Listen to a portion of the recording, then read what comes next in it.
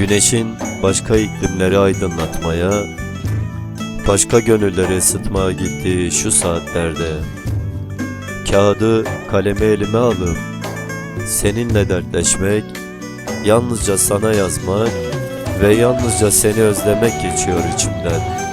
Sana yazmak, sana seni yazmak.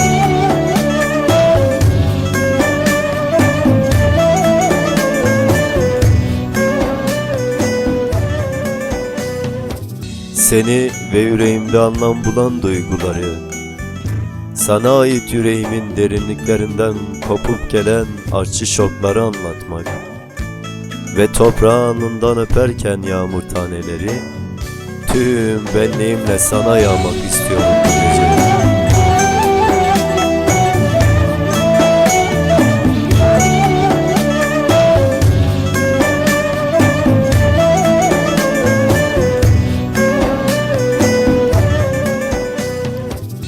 Bu gece dudaklarımdan dökülen her kelimede sen varsın ve yine sen varsın yarım kalan sevdamın eksik taraflarında.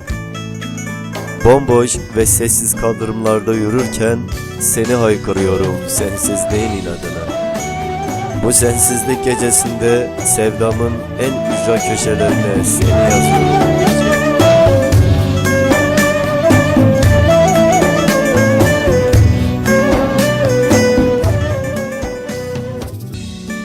Bu gece gene yağmur yağıyor.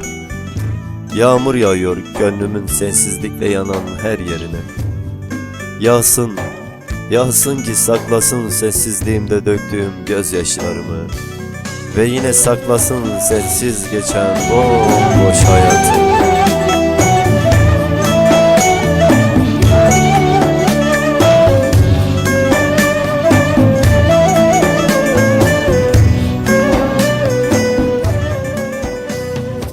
Bu gece gene yağmur yağıyor.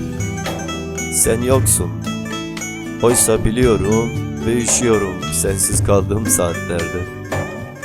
Gözyaşlarımı efkarıma kattım bu gece. Sevdamı, umudumu ve seni kızgın bir sel gibi kalbime akıttım bu gece.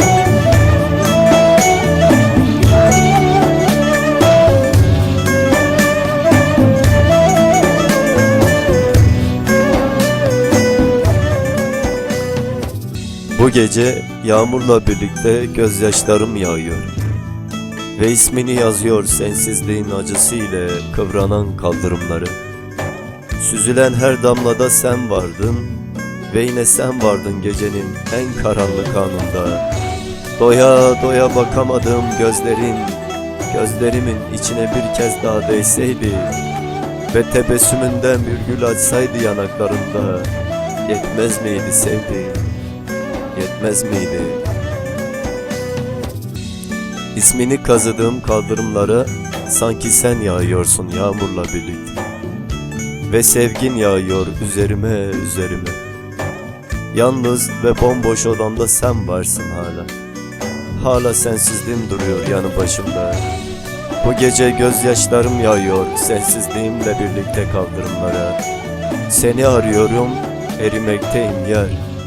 Karanlık geceye inat, karanlık geceye inat. Ay bu akşam gökyüzünde ve gökyüzü yüreğimde.